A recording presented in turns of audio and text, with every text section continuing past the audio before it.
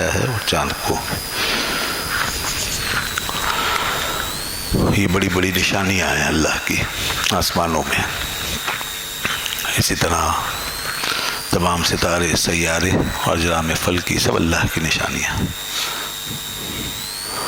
اور اسی طرح ہماری زمین پر ہمارے ارد گرد جو یہ سارے مظاہر ہیں، بڑے بڑے اجسام ہیں، بڑے اجسام اور چھوٹی چیزیں تمام، اور کسی بھی فارم، کسی بھی شکل، کسی بھی حالت میں، سب اللہ کی پیدا کردہ اللہ کی نشانیاں ہیں.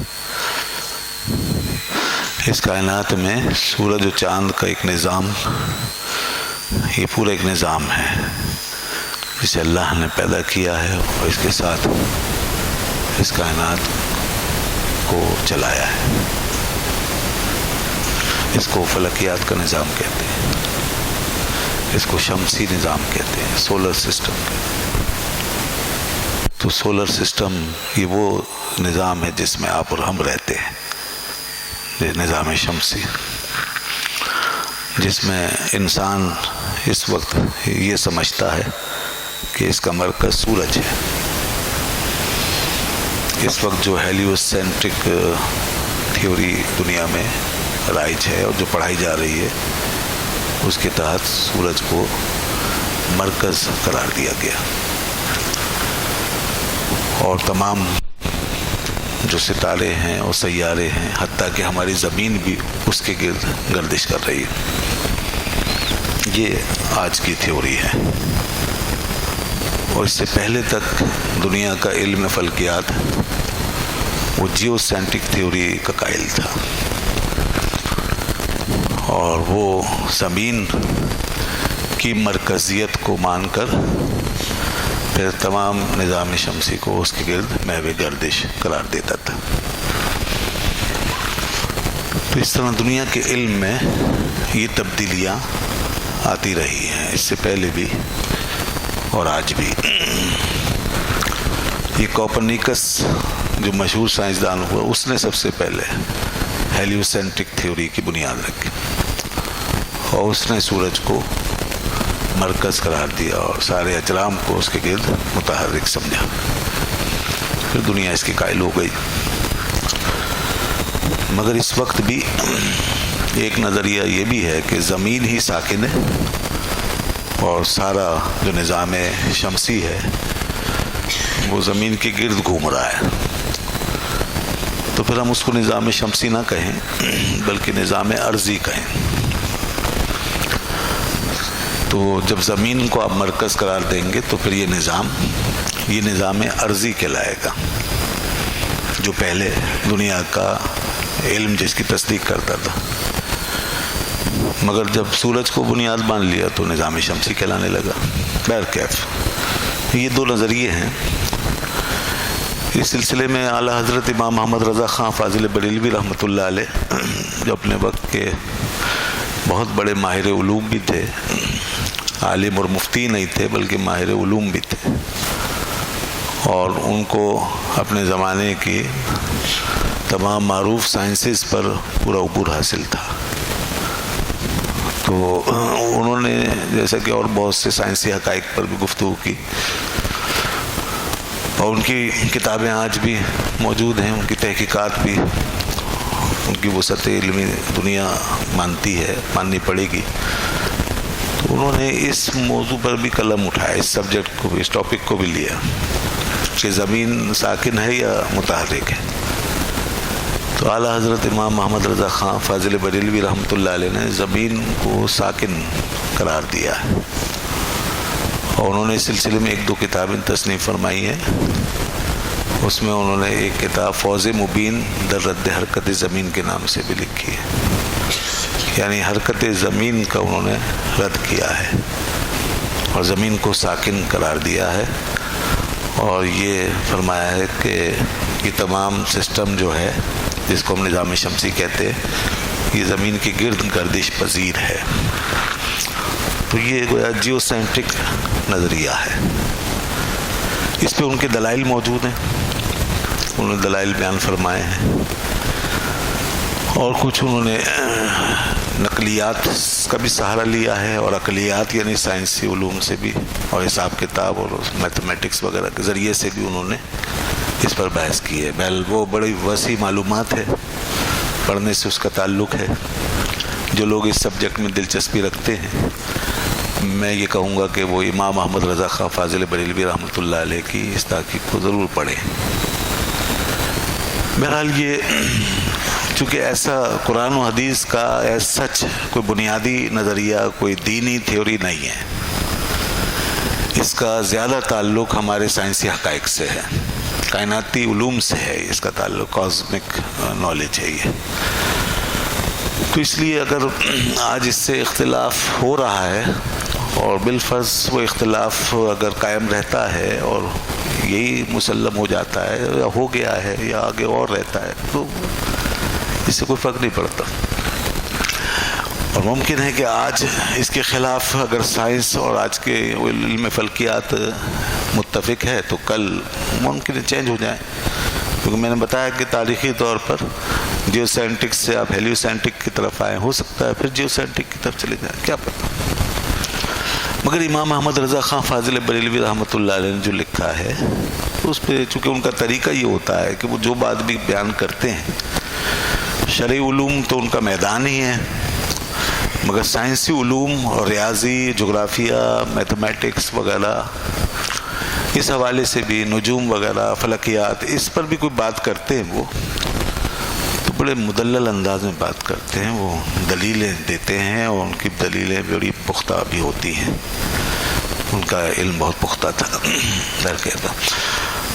تو اب ہمیں اس سے ہٹ کر ایک چیز جو مسلم ہے جس کی طرف قرآن نے ہماری توجہ دلائی ہے, اور وہ یہ ہے کہ یہ سب جو کچھ بھی ہے, خواہ آپ اس کو جیو سینٹک تھیوری کی بنیاد پہ مانو یا ہیلیو سینٹک فلسفے کے میں لے جاؤ, جس نظام جو بھی نظام قرار دو, ارضی کا ہو یا شمسی, یہ سب اللہ کی نشانی ہے, یہ اللہ کی زبردست نشانیاں ہیں. اور ان نشانیوں میں غور کر کے ہی انسان اللہ کو پا سکتا ہے, اللہ کی معرفت حاصل کر سکتا ہے. یہ ایسی نشانیاں ہیں. قرآن مجید میں صرف نماز روزے کا ذکر نہیں ہے. ہم نے سمجھا قرآن صرف نماز روزہ سکھانے کے لیے آیا ہے, قرآن صرف ہمیں ذکر اذکار کرانے کے لیے آیا ہے, قرآن صرف کوئی مذہبی کچھ رسمیں ہمیں ادا کروانے سکھانے کے لیے آیا ہے. ایسا نہیں ہے کہ صرف یہی چیز ہمیں قرآن میں ملے گی. قرآن ایک مکمل کتاب ہے, اس میں علوم ہیں, اس میں فنون ہیں. قرآن مجید کے اندر سائنسز ہیں, عظیم عظیم بڑی بڑی سائنسز ہیں, اس میں فیکٹس ہیں, حقائق ہیں, اس میں کائنات کے حقائق ہیں, اس میں عرضی حقائق ہیں, اس میں آسمانی سماوی حقائق, اس فلکیاتی حقائق ہیں, اس فلسفیانہ حقائق اس میں موجود ہیں. یہ قرآن ہماری توجہ دلاتا ہے. کوئی 1000 کے قریب, تقریباً 1000 کے قریب آیتیں قرآن مجید میں وہ ہیں جو کاسمک علوم پر مشتمل ہیں, ان کائناتی علوم پر مشتمل. یہ کاسمک ورلڈ, فزیکل ورلڈ, 1000. اللہ تعالیٰ نے ہماری بار بار توجہ دلائی. سورج کے بارے میں, چاند کے بارے میں, ستاروں کا ذکر ہے, اس کے اندر ان ہواؤں کا, ان فضاؤں کا ذکر ہے, اس میں زمین کا, ان آبشاروں کا, ان برسات کا, بارشوں کا, بادلوں کا, آسمانوں کا, زمین سے اگنے والے بے شمار قسم کے نباتات کا, اس پہ چلنے پھرنے والے ہر قسم کے حیوانات. ہمیں اللہ تعالیٰ نے ہر چیز کی طرف ہمارا ذہن متوجہ کر دیا ہے, اور ایسے الفاظ کے ساتھ ان حقائق کی وضاحت کر دی ہے کہ ان کی تشریح و تفسیر ہوتی چلی جائے گی, ہوتی چلی جائے گی, ہوتی چلی جائے گی. جب تک علوم دریافت ہوتے رہیں گے, نئی نئی معلومات آتی رہیں گی, نئے نئے انکشافات ہوتے رہیں گے, قرآن کے الفاظ کی تشریح ہوتی رہے گی. ایسے الفاظ, اور قرآن کا دیا ہوا کوئی لفظ, کوئی معنی, قرآن کی دی ہوئی کوئی تھیوری, کوئی نظریہ, قرآن کی بتائی ہوئی کوئی بات, کوئی تحقیق غلط ثابت نہیں ہو سکتی. دنیا غلط ہو سکتی ہے، قرآن کی بات غلط نہیں ہو سکتی یہاں، اور مان رہے ہیں اب آہستہ آہستہ جیسے جیسے علوم میں ترقی ہو رہی وسعت آ رہی ہے، ماننے والے مان رہے ہیں۔ تو اس کائنات کی طرف متوجہ کیا ہے۔ یہ واحد مذہبی کتاب ہے، دنیا کی واحد کتاب ہے، یہ دینی، آسمانی، الہامی واحد کتاب ہے جس کے اندر یہ سارے حقائق ہیں۔ کوئی کتاب ایسی نہیں جو اتنی سچائیوں کے ساتھ ہمیں ان علوم کی طرف متوجہ کرے، اس دعوے کے ساتھ، اتنے اوتھینٹک انداز میں، اتنے ویریفائڈ انداز میں، اتنے کلیئر کٹ طریقے سے میں نہیں کر سکتے، ہے ہی نہیں۔ اس میں آپ کو غیر سائنسی باتیں ملیں گی، بے علمی کی باتیں ملیں گی، اور کتابوں میں جہالت کی باتیں ملیں گی آپ کو۔ تو اس لیے وہ کتابیں فیل ہو گئی۔ قرآن اب بھی کھڑا ہے، اب بھی قائم ہے، اب بھی موجود ہے ہمارے درمیان، اور آج بھی منوا رہا ہے۔ خیر یہ بہت تفصیلی ٹاپکس ہیں، ایک ٹاپک کیا ہے، ہزاروں ٹاپک ہیں، اس پر کیا کیا گفتگو ہو سکتی ہے، اور ہمارا علم کیا ہے، ہماری حقیقت کیا ہے۔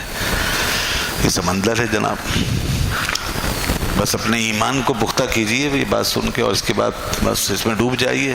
جس کو ایمان اپنا بڑھانا ہے، یقین بڑھانا ہے، وہ لگا رہے، قرآن کو سامنے رکھے پڑھتا چلا جائے، قرآن کو سامنے رکھے پڑھتا چلا جائے، اللہ کی آیتوں کو، ایک ایک چیز کو سامنے رکھے اور دیکھتا چلا جائے۔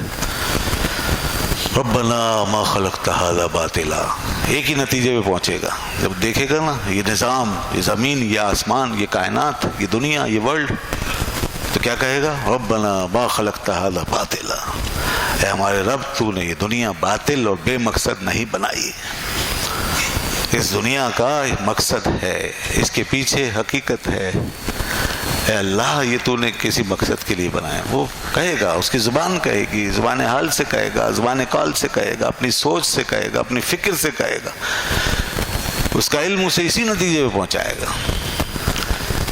اسی لیے دنیا کے سائنسدانوں نے اللہ کو کم جھٹلایا ہے، سائنسدانوں نے خدا کا انکار کم کیا ہے، فلسفیوں نے خدا کا انکار زیادہ کیا۔ جی ہاں، سائنسدان اور فلسفی میں یہ فرق ہے، فلسفی زیادہ دور گیا ہے دین سے، مذہب سے، خدا کے تصور سے۔ فلسفی نے چونکہ خیالات کی دنیا بسائی ہے نا، تعقل کی بنیاد پہ اپنے علم کو کی بنیاد رکھی ہے، اور سائنس جو ہے ان حقائق میں غور کرتی ہے جو اللہ نے بیان کیا، جنہیں اللہ نے اپنی نشانی قرار دی۔ تو جب سائنسدان اس حوالے سے کائنات کا مطالعہ کرتا ہے، مشاہدہ کرتا ہے، تو جیسے قرآن نے فرمایا ربنا ما خلقت هذا باطلا، اس نتیجے پہنچتا ہے کہ یہ بے مقصد نہیں ہو سکتا، یہ کسی علیم و خبیر ذات کا قائم کردہ معیار ہے۔ چنانچہ فرمایا والشمس تجری لمستقر لها ذلك تقدیر العزیز العلیم، یہ سورج یہ دوڑ رہا ہے اپنے مستقر کی طرف دوڑ رہا، اشارہ دے دیے۔ سورہ یاسین پڑھیں نا آپ، سورہ یاسین کو قرآن کا دل کیوں کہا گیا ہے؟ یہ وجہ ہے، اس لیے کہ وہ کتنے علوم اپنے سینے میں رکھتی ہے نا، پوری دنیا کی سیر کراتی ہے آپ کو، اللہ کی کیسی کیسی نشانیاں دکھا رہی ہے، یہ پورا علم ہے نا، نالج بیسڈ بات کی ہے نا۔ قرآن کے جو فضائل ہیں وہ نالج بیسڈ بھی ہیں، خالی اسپریچول بیسڈ نہیں ہے، نالج بیسڈ میں۔ ہم اس پہلو پر جاتے ہی نہیں ہیں، ہم وظیفے کھینچنے میں لگے رہتے ہیں، کوئی 10 دفعہ، کوئی 20 دفعہ، کوئی 40 دفعہ، بس وہ کوئی جادوئی طاقت آ جائے قرآن سے، کوئی تسخیر کا عمل آ جائے، کوئی معجزانہ قوت حاصل ہو جائے، ہم اس چکر میں لگے رہتے ہیں۔ خدا کی کتاب تو بندگی میں ڈالنے کے لیے ہمیں آئی ہے، ہم طاقتیں جمع کرنے میں لگے رہتے ہیں، ہم قوت حاصل کرنے میں لگے رہتے ہیں، ہم دوسروں پر غلبہ پانے میں لگے رہتے ہیں۔ تو اللہ کی کتاب تو ہمیں جھکانے آئی ہے، ہمیں اللہ کی کتاب اللہ کی بندگی میں، اس کے راستے میں جھکانے، اس میں فنا کرنے کے لیے آئی۔ تو اس لیے اس پہلو سے غور کیجئے، یہ سورہ یاسین جو ہے یہ قرآن کا دل ہے۔ کیوں؟ میں والشمس تجری لمستقر لها، یہ سورج کو دیکھو کیسے چل رہا ہے، اپنے مستقر کی طرف دوڑ رہا ہے، یہ ادھر سے نکلا ادھر پہنچا، مشرق سے نکلا مغرب میں پہنچ گیا، ذالک تقدیر العزیز العلیم. کیا سمجھتے ہو اس کو؟ یہ تقدیر ہے. تقدیر کا مطلب کیا ہے؟ یہ تعین ہے، فکس کیا ہے. یہ کسی نے اس کو مقرر کر دیا ہے، فکس کر دیا ہے، اس کی تحدید کر دی ہے، اس کو پابند کر دیا ہے. کون ہے وہ؟ فکس کرے گا. ایک عزیز فرمایا اپنے آپ، ایک علیم فرمایا. وہ بڑا عزیز ہے اور علیم ہے. ایک عزیز اور علیم ذات ہے، اس نے یہ کیا ہے، سورج کو فکس کر دیا، نہیں بھٹک سکتا، اپنی ڈیوٹی کے بغیر نہیں رہے گا، اپنی فریضہ فطرت کو ادا کیے بغیر نہیں رہے گا، اپنا چکر پورا کیے بغیر نہیں رہے گا. اس کی ایک ابتدا ہے، ایک اس کی انتہا ہے. ہمارے مشرق مغرب کے کانٹیکسٹ میں یہاں سے نکلے گا، اس کنارے سے نکلے گا، اس کنارے پہ جائے گا، فرمایا یہ، اور پھر ایسے ہی جائے گا اوپر سے. یہ اس کا روٹ ہے، یہ اس کا روٹ ہے. یہ سب سے بڑا روٹ ہے. یہ سی پیک سے بھی بڑا روٹ ہے. یہ بہت بڑا روٹ ہے. اس روٹ پہ جا رہا ہے وہ، اور آپ کا پتہ نہیں کیا کیا لے کے وہ جا رہا ہے. اللہ تعالیٰ فرماتا ہے اس روٹ پہ وہ جا رہا ہے، وہ تمہیں معلوم ہے کیا لے کے جا رہا ہے؟ فرمایا وجعل الشمس وہاجا. ہم نے سورج کو وہاج بنایا ہے. وہاج، وہاج جانتے ہیں کس کو کہتے ہیں؟ وہاج کہتے ہیں چمک جس کے اندر روشنی بھی ہو اور جس کے اندر حرارت بھی ہو. روشنی اور حرارت لے کے، یعنی جعل فیہا نورا و حرارہ. مفسرین کرام نے کہا وہاج کا مطلب ہے اللہ نے اس کے اندر نور، روشنی اور حرارت رکھ دی. اس لیے حضرت مقاتل رحمۃ اللہ علیہ جو مفسر قرآن ہیں، انہوں نے وہاج کی تفسیر بیان فرمائی. وہ کہتے ہیں الوہج، وہاج کیا ہے؟ وہج کہتے ہیں یجمعون، الوہج یجمع النور والحرارہ. وہج اس چیز کو کہتے ہیں جو نور، روشنی اور حرارت دونوں کو جمع کر لے. تو وہج روشنی کا اور حرارت کا منبع وہ اوپر سے گزر رہا ہے. ہم نے مقرر کیا ذالک تقدیر العزیز العلیم. یہ عزیز و علیم ذات کا طے شدہ ہے، اس کی تقدیر ہے، اس کی طرف سے فکسیشن، اس کی طرف سے تعین ہوا ہے. واقعی جب ہم اس سورج کو دیکھتے ہیں اور اس کی تابناکیوں کو دیکھتے ہیں، اس کے جاہ و جلال کو دیکھتے ہیں، اس کے ہجوم کو، اس کی فیض رسانیوں کو، اس کی شدت کو، طاقت کو، قوت کو، انرجی کو، پاور کو، اس کی حرارت کو، اس کی آگ کو، انسان ماننے بغیر نہیں رہ سکتا. یہ واقعی کوئی عزیز و علیم ذات ہی کر سکتی ہے. بتائیے نا، کئی لاکھ گنا تو آپ کی زمین سے بڑا ہے، کئی لاکھ گنا بڑا ہے. یہ لاکھوں گنا زمین سے بڑا ہجوم رکھنے والا سورج ہے جناب، لاکھوں گنا. 3,23,000 گنا بڑا کہتے ہیں سائنسدان اس کو. حقیقت تو اللہ ہی جانتا ہے.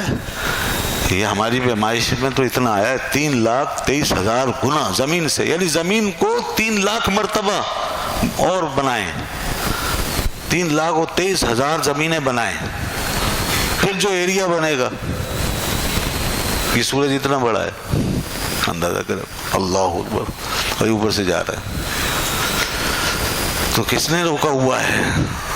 اس نے اسی لیے عزیز فرمایا نا، اپنا عزیز غالب ہے، وہ سب پہ غالب ہے، وہی روک سکتا ہے. اور اس کے بعد یہ جب گزر رہا ہے یہاں سے، تو اس کے اندر جو حرارت ہے وہ کتنی ہے؟ حرارت اس کے اندر جناب کئی لاکھوں گنا بلکہ کروڑوں گنا درجہ حرارت اس کے اندر پایا جاتا ہے.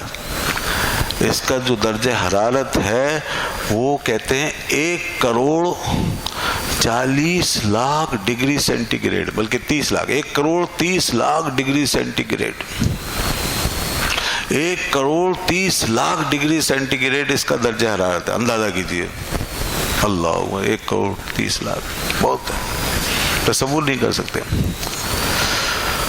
اور اس کا قطر قطر یہ ہوتا ہے ایک مستقیم سیدھا خط جو دائرے کے مرکز سے گزرتا ہے، اس کو قطر کہتے ہیں، سیدھا خط، اور وہ دوسرے محیط کے دوسری طرف پہنچ جائے، یہ ہے اس کا قطر. اور یہ 8 کروڑ 65 لاکھ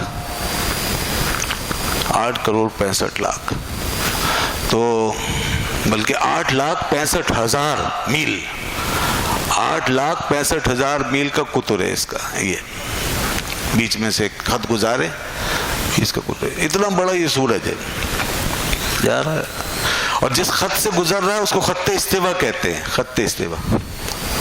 اور جتنے فاصلے سے گزر رہا ہے وہ فاصلہ بھی فکس ہے، وہ فاصلہ بھی فکس ہے. یہ 9 کروڑ کلومیٹر کا فاصلہ ہے، 9 کروڑ 40 لاکھ کلومیٹر کا فاصلہ ہے، یہ جو اللہ نے طے کیا ہوا ہے ہمارے اس کے درمیان، اس سے گزر رہا ہے. یہ فاصلہ ذرا کم زیادہ ہو جائے سارا نظام تباہ ہو جائے، اس کا درجہ حرارت ذرا کم زیادہ ہو جائے سارا، اس کی ڈائریکشن بدل جائے سارا نظام تباہ ہو جائے. یہ دائیں طرف بائیں طرف ہٹتے ہٹتے کچھ زیادہ ہٹ جائے تو کام ہی خراب ہو جائے، سارا نظام درم برم ہو جائے. طے کیا ہوا ذالک تقدیر العزیز العلیم. ایک زبردست ہستی نے، جاننے والی ہستی نے اس کو متعین کر دیا ہے. وہ زبردست ہے اور جاننے والا، کیونکہ زبردست ہونا یہ تو نظر آئی گیا. آپ کیوں نہیں ہوگا زبردست؟ اتنی بڑی چیز کو کنٹرول کر رہا ہے، وہ زبردست کیوں نہیں ہے؟ پھر جاننے والا اس طرح کہ اس نے کیلکولیشن اس کی جو بنائی ہے، اس کا جو اندازہ طے کیا ہے، اس کی انرجی کا، اس کے فاصلے کا، اس کی ڈائریکشن کا، اس کی ٹائمنگ کا، یہ اندازہ اتنا پرفیکٹ ہے، اتنا پرفیکٹ ہے، حتیٰ کہ جو انرجی اس میں سے باہر نکل کے آ رہی ہے وہ انرجی اس کے اتنے کنٹرول میں ہے، اس کی ایسی زبردست کیلکولیشن میں ہے کہ کتنے لاکھوں کروڑوں ٹن انرجی جو ہے وہ نکل رہی ہے. ہائیڈروجن گیس اس کے اندر، اور اس سے ہیلیم گیس بن رہی ہے، اور پھر وہ نیچے آ رہی ہے، اس میں کتنی توانائی ہے زمین پہ پہنچ رہی ہے، اور کتنا الٹرا وائلیٹ ہے جس کو روک رہا ہے. بڑی شان ہے جناب. اس کی کیلکولیشن دیکھیں، ہمارے اور اس کے بیچ میں ایک طے بنا دی ہے اوزون لیئر کے نام سے. اس کی جب گیسز نیچے آتی ہیں، ادھر سے آکسیجن ملتی ہے تو ایک لیئر بنتی ہے جس کو اوزون کہتے ہیں. یہ اوزون کی طے اس نے اس لیے بچھائی کہ سورج سے جو کچھ نکلے گا وہ ہمارے لیے مفید نہیں ہوگا، الٹرا وائلیٹ ہوگا، وہ ہماری جلد میں کینسر کرے گا. الٹرا وائلیٹ شعاعیں ہماری جلد میں کینسر کرتی ہیں، سورج سے جو نکل رہی ہیں بہت بڑی مقدار میں. مضر گیسز جو خارج ہو رہی ہیں، اس سے ہمارے کھیت تباہ ہو جائیں گے، ہمارے نباتات، ہماری فصلیں. اس کو روکنے کے لیے اس کریم ذات نے، اس رب العالمین نے، اس علیم و خبیر ذات نے بیچ میں ایک اور کیمیکلائزیشن کی ہے قدرتی. اوزون کی تہ بیچ میں ہمارے سروں پہ تان دی ہے، جس کو ہم سائنسدان کہتے ہیں کہ تباہ کرنے میں لگے پڑے ہیں. ہمارے کاربن جو جا رہا ہے یہاں سے CFC کلورو فلورو کاربن جو جا رہا ہے اوپر، اس کی بڑی مقدار نے وہ اوزون کی تہ کو پھاڑنا شروع کر دیا. یہ کاربن اوپر جاتا ہے، اوپر جا کے یہ اس کے مالیکیول اوزون کے مالیکیول کو تباہ کر رہے ہیں. اس کا ایک مالیکیول اوزون کے 1,00,000 مالیکیول کو تباہ کرتا ہے. یہ کہتے ہیں وہ یہ جو نیچے دھواں چھوڑ رہے ہیں، کاربن جا رہا ہے دھڑا دھڑ، یہ انڈسٹریلائزیشن کا کارنامہ ہے. تو اب دنیا اس کے پیچھے پڑی ہے کہ اس کو روکو. بہرحال دنیا کو بحال تباہی کی طرف بھی جانا ہی ہے نا، اور تباہی کے اسباب جو بھی ہوں، لیکن قدرت کا کام کتنا پرفیکٹ ہے.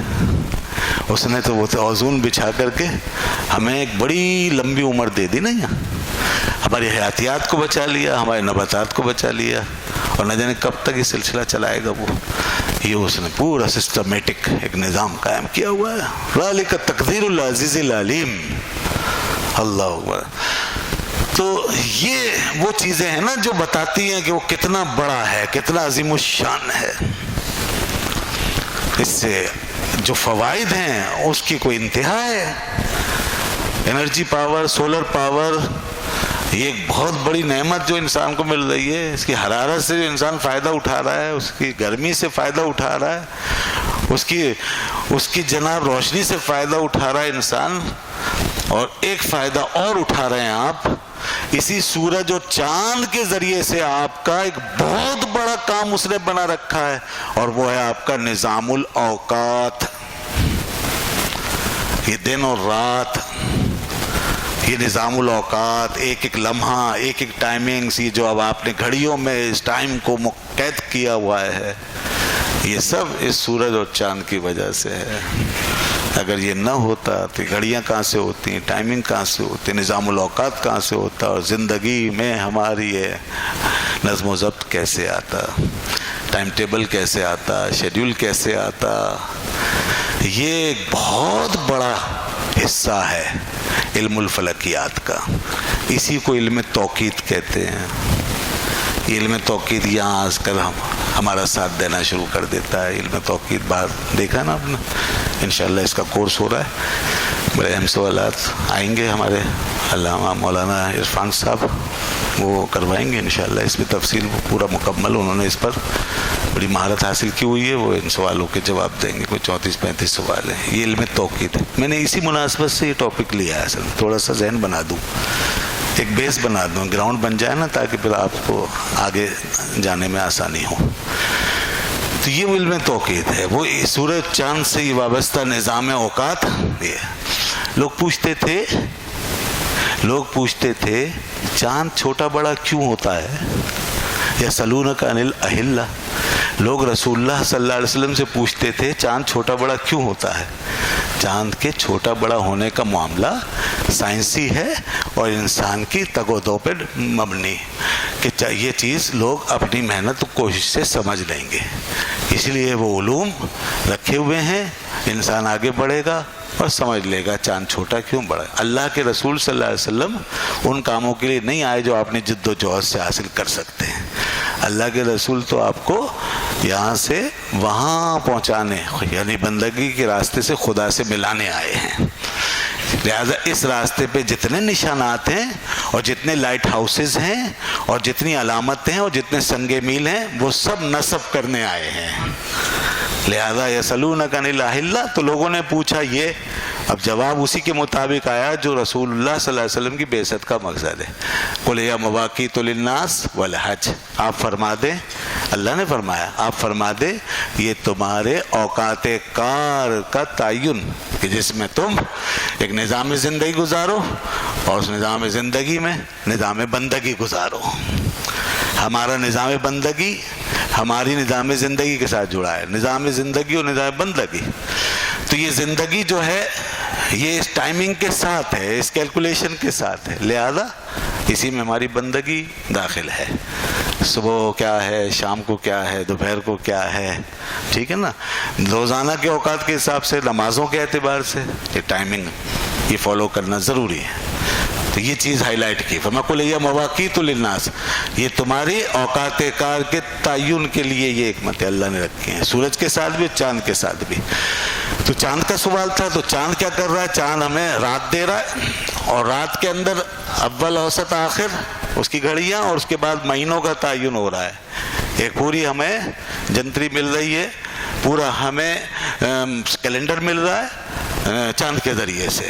اس سے مہینے، یہ اسلامی مہینے جو بن رہے ہیں، ان مہینوں کے اندر آپ کی بہت ساری عبادتیں، بہت سے فرائض، بہت سے احکامات، بہت سے معمولات ان مہینوں کے ساتھ ایڈجسٹ کیے ہوئے ہیں اللہ نے. رمضان میں آپ نے روزہ رکھنا ہے، ایام حج میں آپ نے حج کرنا ہے، وغیرہ وغیرہ. اور اسی طرح شعبان میں کیا ہے وہ آپ جانتے ہیں، رجب میں کیا ہے وہ آپ جانتے ہیں، شوال میں کیا ہے وہ کی جانتے ہیں، عید کے ایام ہیں وغیرہ وغیرہ. اس کے علاوہ اور بھی چیزیں ہیں چاند کی تاریخوں کے حساب سے، اور بھی کچھ چیزیں ہیں. جیسے زکوٰۃ، آپ کا سال جو ہے وہ چاند کی تاریخ کے اعتبار سے پورا ہوگا، یعنی قمری کیلنڈر کے اعتبار سے. اس طرح عورتوں کے جو ایام کی گنتی ہے اس میں چاند کی تاریخوں کا اعتبار ہوتا ہے. تو یہ چاند کا بھی یہ پورا کیلکولیشن، یہ علم توقیت چاند کے حساب سے یہ بھی ہمارے لیے بہت ضروری ہے، ہماری بندگی کا حصہ ہے. اور سورج جو ہے یہ ہماری نمازوں، اہم ترین عبادت نمازوں کے اوقات کا تعین کرتا ہے سورج، لہذا یہ بھی ہماری بندگی کا ایک بہت بڑا حصہ. لہذا تاریخ چاند کی ہو یا سورج کی، وقت تعین توقیت چاند کی ہو یا سورج کی ہو، دونوں اہم ہیں ہمارے لیے، دونوں اہم ہیں. گو کہ ہمارے اندر قمری کیلنڈر جو ہے وہ زیادہ رائج ہے، مگر ہم شمسی کیلنڈر کے ذریعے سے بھی اپنی دنیا کا نظام چلا سکتے ہیں. مگر دین کا جو کیلنڈر ہے وہ قمری کیلنڈر ہے، دینی عبادات کا تعلق. ہاں سورج کے حساب سے ہم نمازوں کے اوقات کا تعین کر رہے ہیں، طلوع غروب کا تعین ہو رہا ہے اس حساب سے، صبح شام. اسی طرح روزے کی ٹائمنگ سورج کے حساب سے متعین ہو رہے ہیں. تو یہ بہت اہم عبادتیں ہماری سورج سے تعلق رکھتی ہیں. تو یہ ہمارے لیے بندگی، ہماری بندگی کے راستے کے چراغ ہیں، چراغ. تم پوچھتے ہو چھوٹے بڑے کیوں ہوتے ہیں؟ یہ سوال تمہارے لیے اتنا اہم نہیں ہے، یہ تو اپنے وقت آنے پر دنیا خود دریافت کر لے گی. اس سے زیادہ اہم سوال یہ ہے کہ زندگی اور بندگی کا کانٹیکٹ دیکھو نا کس طرح ہو رہا ہے اس کے ساتھ. سورج اور چاند تمہاری زندگی اور بندگی کے کانٹیکٹ کو پیدا کر رہے ہیں، زندگی اور بندگی کو ایک بنا رہے ہیں، زندگی اور بندگی کو ایک راستے پہ ڈال رہے ہیں. اس لیے تمہیں ایک نظام الاوقات دے کر، تاکہ تم اس سے حاصل شدہ نظام الاوقات میں اپنی زندگی کو اپنی بندگی میں ڈھال سکو، اپنی نظام زندگی کو اپنے نظام بندگی میں بدل سکو. یہ وہ چیز، اور یہ بہت ضروری چیز ہے. تو فرمایا یہ سورج اس طرح ہم نے، یہ علم توقیت ہو گیا نا. یہ اب اس میں بہت سارے سوالات ہیں ضمنی جو آئیں گے، اس کے وہ جوابات دیے جائیں گے، وہ آپ بیٹھیے گا سنیے گا. تو اس میں بہت سے سوالات پھر پیدا ہوتے ہیں، وہ دلچسپ چیزیں ہیں. کچھ چیزیں میں بتاتا ہوں. سورج اپنے، میں اس حوالے سے بات کر رہا ہوں کہ اللہ نے اسے اپنی نشانی بنایا ہے، ٹھیک ہے نا. اب یہ فوائد آپ نے دیکھے، اب اس کی نشانی بننا دیکھیں نا، اس کا کنٹرولنگ سسٹم دیکھیں، کتنا کنٹرول، کتنا مینجڈ، کتنا پابند، کیسا لمیٹڈ. اللہ نے فرمایا میری تقدیر ہے یہ عزیز و علیم کی کہ یہ خط استوا کو پکڑ کے چلے گا. خط استوا کیا ہوتا ہے؟ یہ ہمارے سر کے اوپر سے جب سورج گزرتا ہے تو جس روٹ پر یہ جا رہا ہے یہ پورا خط استوا کہلاتا ہے. استوا کا مطلب ہے درمیان، بیچ، یعنی جس میں کہ آدھا ادھر ہو جائے اور آدھا ادھر ہو جائے. تو یوں دنیا تقسیم ہو جاتی ہے. سورج ایک تقسیم کرتا ہوا جا رہا ہے، دنیا کو منقسم کرتا ہوا. ایک طرف شمال بنا رہا ہے، دوسرے جنوب بنا رہا ہے، دو دنیا کی سائڈیں بنا رہا ہے. اور جدھر سے آ رہا ہے ادھر مشرق بنا رہا ہے، اور جدھر جا رہا ہے ادھر مغرب بنا رہا ہے. اس طرح یہ ایک سورج دنیا کو 4 حصوں میں تقسیم کر رہا ہے. اور پھر اتنے زبردست طریقے سے کہ اپنا خط اور اپنا روٹ نہیں چھوڑتا، اور دنیا اس طرح 4 حصوں میں ہمیں 4 جہتوں میں بڑے آرام سے تقسیم ہوتی نظر آتی رہتی ہے، اور اس کے مطابق ہم نے معاملات کرتے رہتے ہیں. اس میں چونکہ گرمی ہے، سردی ہے، تو خدا نے یہ موسم بنائے ہیں ہمارے فوائد کے لیے، ہماری خدمت کے لیے. تو یہ پھر سردی اور گرمی کی فضا بنانے کے لیے دائیں اور بائیں ہٹتا جاتا ہے، دائیں ہٹتا ہے بائیں ہٹتا ہے، تھوڑا تھوڑا بس. وہ رہتا اسی ڈائریکشن میں، تھوڑا دائیں ہٹ کے چلتا ہے، پھر کبھی بائیں ہٹ کے چلتا ہے.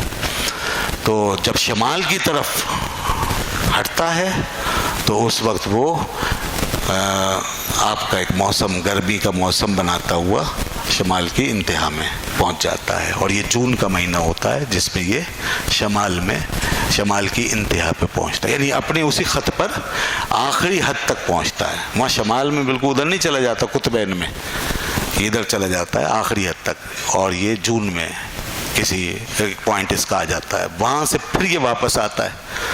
اور پھر اس کے بعد جنوب کی طرف بڑھنے لگتا ہے، اور جنوب کی طرف بڑھتے بڑھتے دسمبر میں یہ آخری حد تک پہنچتا ہے، اور یوں یہاں سردی پیدا کرتا ہے. تو یہ گرمی اور سردی اس طریقے سے یہ سورج بناتا ہوا آگے چلتا ہے.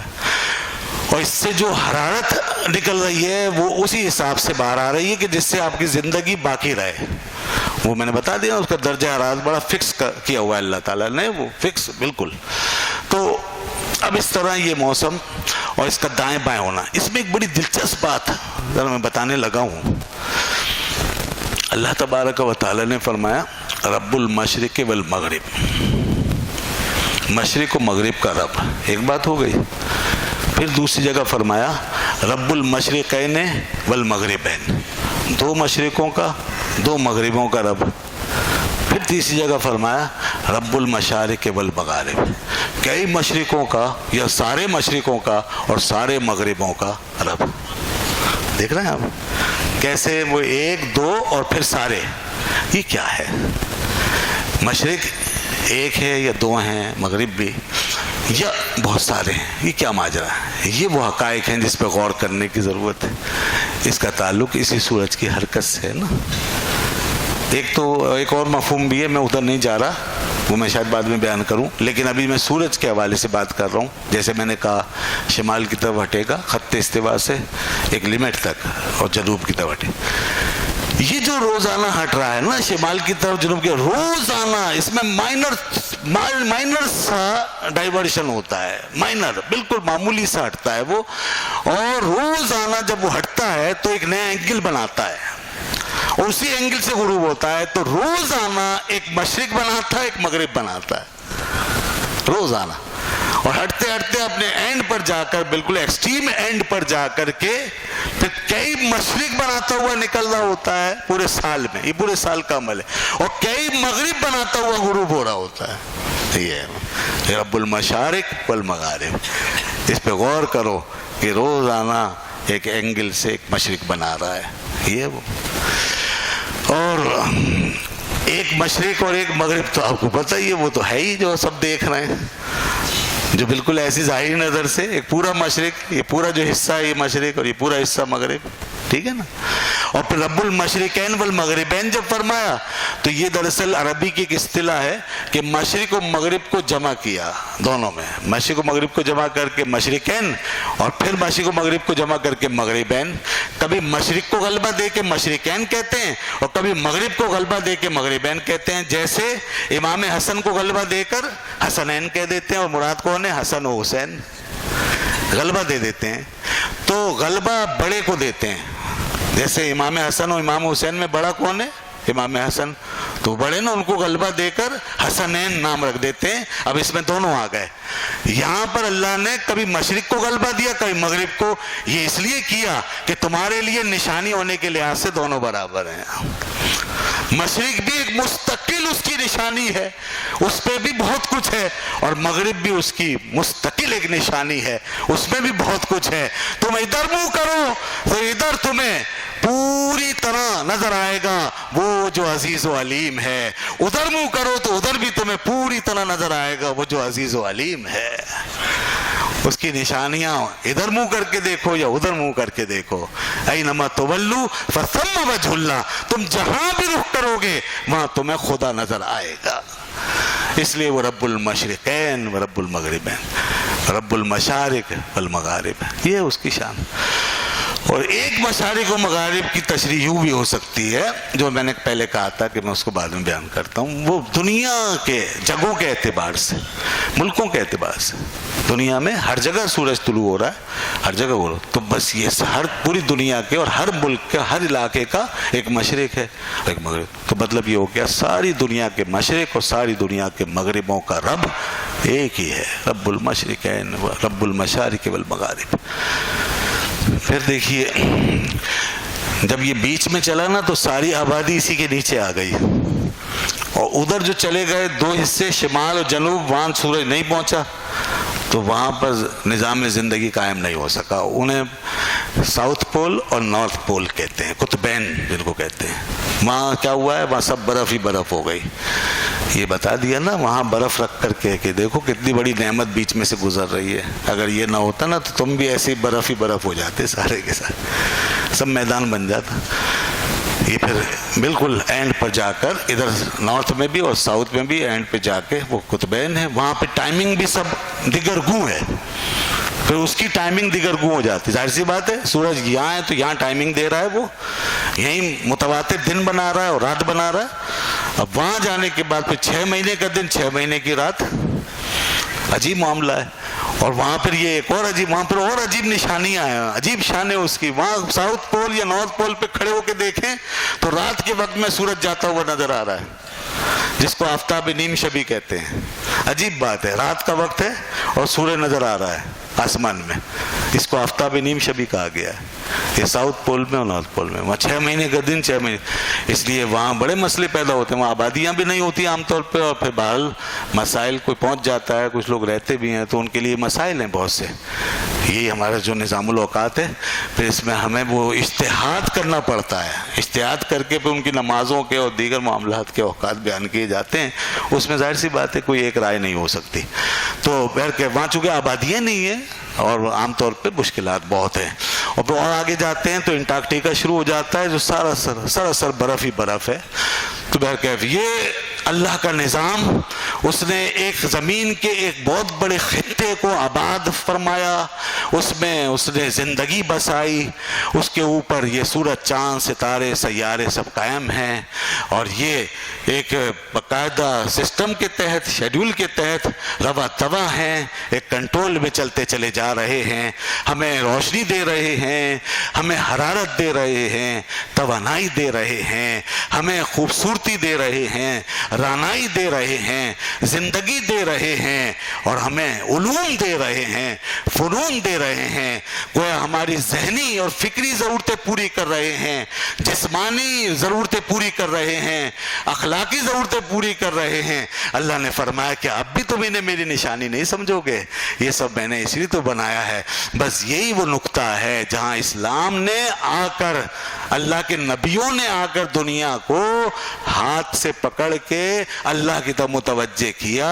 ورنہ لوگوں نے سورج اور چاند کے یہ زبردست آثار دیکھنے کے بعد کچھ اور ہی کام شروع کر دیا تھا. کوئی سورج کو دیوتا بنا کے بیٹھ گیا تھا، کوئی چاند کو دیوتا بنا کے بیٹھ گیا تھا، اور اس طرح دنیا میں مظاہر پرستی کی بنیاد پڑی تھی. اسلام نے ہمیں بتایا کہ مظاہر پرستش و پوجا پاٹ کے لیے نہیں، یہ تمہارے دیوتا نہیں، یہ تمہارے بھگوان نہیں ہیں، بلکہ تمہارے رب العالمین کی نشانیاں ہیں. یہ اس کی صفات، اس کے جاہ و جلال، اس کی رحمتوں، برکتوں، اس کی بخششوں، عنایتوں کے وسیلے ہیں جو اس نے قائم کر رکھے ہیں. ان کے پیچھے جھانک کے دیکھو، ذالک تقدیر العزیز العلیم، یہ اس ذات کی کرشمہ سازی ہے جو عزیز ہے، غالب ہے ہر شے پہ، اور علیم ہے، سب کچھ جاننے والا ہے. یہ صفت اللہ نے خالق شمس کے لیے بیان فرمائی جو وہ خود ہے. لوگوں نے جب سورج کی پوجا کی تو معلوم ہے یہی صفات، بالکل یہی صفات سورج کو دی.